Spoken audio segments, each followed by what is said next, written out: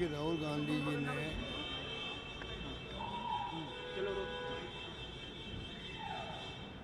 Congress president खड़गे साहब ने राहुल गांधी जी ने सचिन राव जो हैं हमारे उनको ट्रेनिंग का इंचार्ज बनाया हुआ है। लगातार ऑर्गेनाइज वे से शिवाग्राम आश्रम के अंदर वर्धा के अंदर ट्रेनिंग कैंप चलते हैं वहाँ पर लगातार नियमित रूप से। और उसके बाद में वो अलग अलग प्रदेशों के अंदर नेशनल लेवल के जो ट्रेनिंग प्राप्त कर चुके होते हैं वहाँ शिवाग्राम आश्रम में उनकी ट्रेनिंग होती है। तो बहुत ही प्रोग्राम एक प्रकार से कहना चाहिए कि चाहे गांधी हो चाहे फ्रीडम मूवमेंट हो उन सब के बारे में नई पीढ़ी को जानकारी देना और ट्रेन करना। जैसे राहुल जी बार बार कहते हैं कि हमारी लड़ाई जो है राजनीति में वो व्यक्तिगत नहीं है, विचारधारा की लड़ाई है। और उसी के अंतर्गत ये ट्रेनिंग कैंप हो रहे हैं। आने वाली पीढ़ी जो है वो और ज़्यादा मजबूती के साथ में हमारी पार्टी की विचारधारा क्या है, क्या सिद्धांत, क्या नीतियाँ, क्या कार्यक्रम है, उसके आधार पर वो राजनीति कर सके। तो बहुत ही क्रांतिकारी प्रोग्राम मानता हूँ मैं इसको। और ट्रेनिंग अच्छी चल रही है और जो नई पीढ़ी आ रही है जो होना भी चाहिए। डेमोक्रेसी के अंदर कोई व्यक्तिगत दुश्मनी नहीं होती है। डेमोक्रेसी में टॉलरेंस होना बहुत जरूरी है। टॉलरेंस जो होता है, सहनशीलता, वो रखनी बहुत जरूरी है। दुर्भाग्य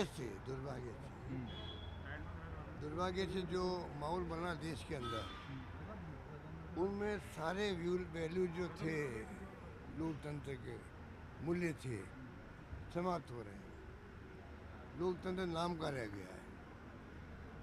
धर्म के नाम पर, जाति के नाम पर ध्रुवीकरण करके पोलराइज करके चुनाव जीत जाओ, एक बहुत बड़ी बात नहीं है। आप पब्लिक को अपनी बात कहो, विचारधारा की बात कहो, अपने कार्यक्रम बताओ, उसके आधार पर आप मैदान में उतरो। तो जो माहौल बन गया डरावना, बहुत ही मैं समझता हूँ कि लोग डरे हुए हैं देश के अंदर, घबराए हुए हैं। टेलीफोन में बात करते चमकते हैं कि फेस टाइम में बात करो, हर व्यक्ति ये करेगा। तो डेमोक्रेसी में ये स्थितियाँ अभी जो वर्तमान है थोड़ी उसमें चिंता वाली बात है। और इसीलिए मैं समझता हूँ कि ऐसे प्रोग्रामों की ज़रूरत है देश के अंदर। और वो प्रोग्राम कांग्रेस बहुत बेखूबी चला रही है, ये मैं आपको कह सकता हूँ। राइजिंग राजस्थान सरकार का बड़ा इवेंट कल से शुरू होने जा रहा है। बता रही कि बड़ी उपलब्धि हमारी हमारी पिछली सरकार। शुभकामनाएं हैं। हर सरकार अटेम्प्ट करती है कि देश और विदेश से इन्वेस्टमेंट आए और वो लोग प्रयास करें, MOU करें और उसके बाद में इन्वेस्टमेंट भी आए। साधारणतः देखा गया, चाहे गुजरात हो, चाहे यूपी हो, चाहे राजस्थान हो, जब इवेंट होती है तो बहुत प्रचार प्रसार होता है, जैसे राजस्थान में हो रहा है। और उसके बाद में MOU के बाद में 10% 12% इन्वेस्टमेंट मुश्किल से आता है। गुजरात या मैंने देखा लखनऊ या और भी राज्य में होता है। यहाँ पे भी हमारे वक्त में हुआ था। मैं भी क्लेम नहीं कर सकता कि बहुत बड़ी संख्या में आए होंगे, क्योंकि इंडस्ट्री जो होता है, ये प्रोग्राम आना एक बात है और धरातल पर इन्वेस्टमेंट को उतरना दूसरी बात है। वो बहुत कम उतरता है। वो देखता मेरा वाइबल प्रोडक्ट है क्या, मेरी परियोजना जो है, मैं निवेश कर रहा हूँ तो लोन भी ले रहा हूँ बैंकों से, तो वो वाइबल भी होगा नहीं होगा। फिर सरकार का रवैया क्या है, कई फॉर्मेलिटी करनी पड़ती है, वो देखता है, उसके बाद इन्वेस्टमेंट करता है।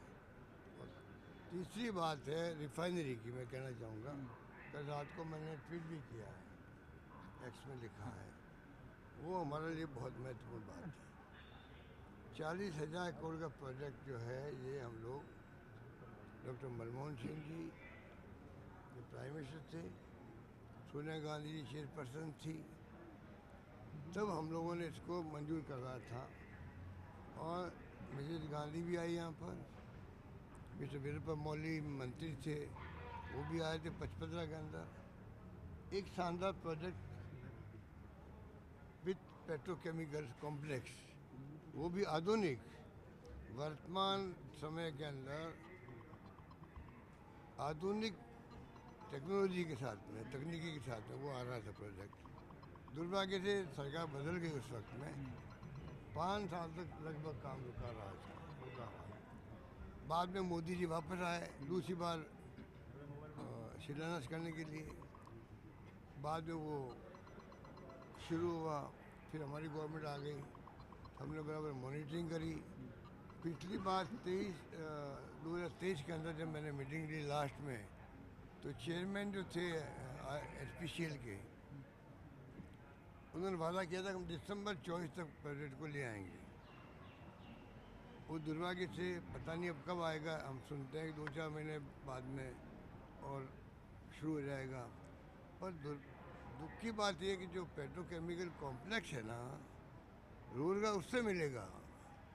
रिफाइनरी के बजाय, रिफाइनरी तो बहुत बड़ा प्रोजेक्ट है, रिफाइनरी में जो बाई प्रोडक्ट होंगे, रिफाइनरी के साथ में जो पेट्रोकेमिकल कॉम्प्लेक्स है, उसमें अनेकों तरह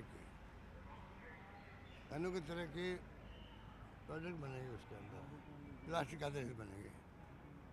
उसके लिए नौजवान पीढ़ी को 1-1.5 लाख लोगों को रोजगार मिलने की संभावना है।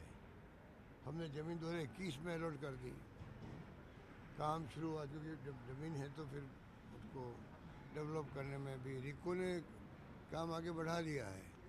पर जो फॉर्मेलिटी होती है भारत सरकार की, टेक्निकल में कहना चाहूँगा कई फॉर्मेलिटी बाकी अभी तक है। जब तो वो नहीं होगी तो ये हमारा जो प्रोडक्ट है ये पेट्रोकेमिकल का, ये जाएगा गुजरात में और जगहों पर, वहाँ लोगों को मिलेगा रोज़गार, तो हमारे यहाँ के युवा वंचित रहेंगे। तो सरकार को चाहिए, प्रधानमंत्री मोदी जी आ रहे हैं, तो मैं उनसे आग्रह करूंगा कि आप कृपा करके सारी फॉर्मेलिटी PMO का क्या है जल्दी करवाइए, सुनिश्चित कराइए कब से काम शुरू पूरा हो जाएगा, कब से प्रोडक्शन शुरू होगा, और साथ में जो इंफ्रास्ट्रक्चर बनना वहाँ पर जहाँ इकाई लगेगी वो काम भी साथ साथ करवाएं, तब जा कर के असली लाभ जो मेरा सपना था कि रिफाइनरी आएगी, पेट्रोकेमिकल कॉम्प्लेक्स आएगा और लाखों लोगों को रोजगार मिलेगा, वो मैं खुद भी थोड़ा निराश हो रहा हूँ। मैं उम्मीद करता हूँ प्रधानमंत्री जी राजस्थान में प्रायोरिटी देंगे। सर 10 तारीख को एक राजधानी राजस्थान में चिकित्सा का कॉन्क्लेव भी होना है, जो आपकी योजनाएं थी वो तो बंद कर दी गई है। अब उस कॉन्क्लेव में क्या चर्चाएं होगी, जो डेलीगेशन आ रहा है क्या बताया जाएगा? देखिए मैं तो उसमें क्या कह सकता हूँ, क्योंकि जो हमारी योजना थी स्वास्थ्य की, चिरंजीवी योजना और अन्य योजनाएं, वो तो देश और दुनिया के अंदर अपना स्थान बना चुकी है।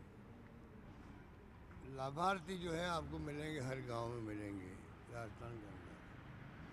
जहाँ उठोगे बैठोगे उसकी चर्चा होगी, चिरंजीवी योजना की होगी, free medicine, free operation, free test उसकी होगी। उनको कमज़ोर नहीं करना चाहिए। अब क्या हुआ है कि माहौल ऐसा बन गया राजस्थान में, कल रात को किसी से बात कर रहा था,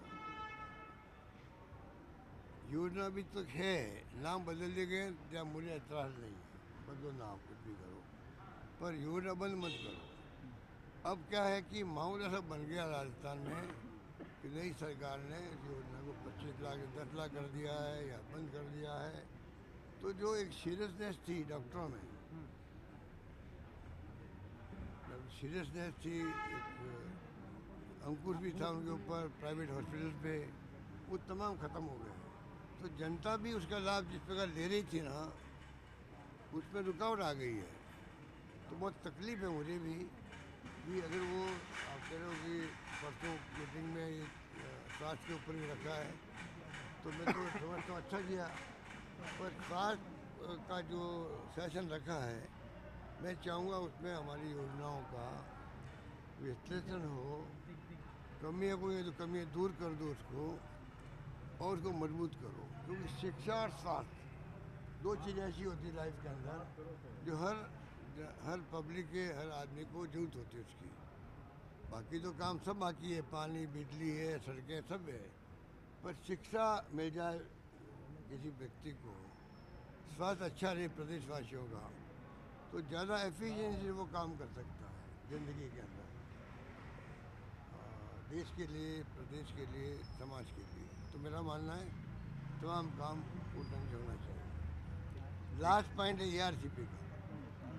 ईआरसीपी का पॉइंट जो है वो इनके वक्त में जो है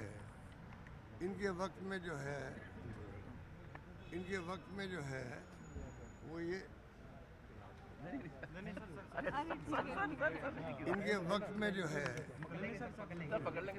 इनके वक्त में जो है ईआरसीपी बनी थी वसुंधरा जी के वक्त में। वसुंधरा जी के वक्त में ईआरसीपी का प्रोजेक्ट बना, हमने उसको आगे बढ़ाया। भारत सरकार ने हमें कोऑपरेट नहीं किया, हमने कहा हम स्टेट के फंडिंग से इसको आगे बढ़ाएंगे। 10,000 करोड़ रुपये हमने रखे अलग से उसके लिए। नवनेरा बांध जो था वो करीब करीब कंप्लीट भी हो गया हमारे वक्त में, वरना अगर वो चालू नहीं होता काम तो बंद पड़ा रहता। अब इन्होंने नया एग्रीमेंट किया है, मेरी एक ही शिकायत है, अब इसमें क्या उसमें प्लस पॉइंट है माइनस पॉइंट है उसकी बजाय मैं कहना चाहूँगा, ऐसा मैं पहली बार देख रहा हूँ कोई एग्रीमेंट किया भी है स्टेट गवर्नमेंट ने, मध्य प्रदेश में गवर्नमेंट ने और भारत सरकार ने, तो वो एग्रीमेंट छिपा के क्यों रख रहे हो आप? एग्रीमेंट पब्लिक डोमेन में आना चाहिए, पब्लिक को मालूम पड़े कि भाई मतलब ये एग्रीमेंट में ये हमारे लिए, हमारे स्टेट के हितों की रक्षा की गई है। अगर आप छिपा के रखोगे तो शंकाएं होती है लोगों को, पता नहीं एग्रीमेंट हमारे हित में नहीं राजस्थान के, ये छिपा के क्यों रख रहे हैं?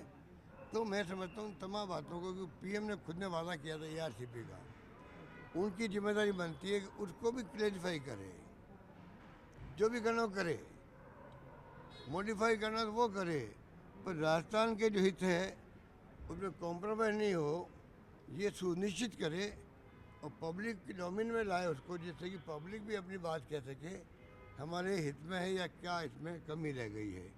ये समझ के पढ़ें कि ये बार बार बोलते रहते मुख्यमंत्री जी और नेता लोग, आप बता क्यों नहीं रहे हो? तो ये मेरी शिकायत है। Thank you sir.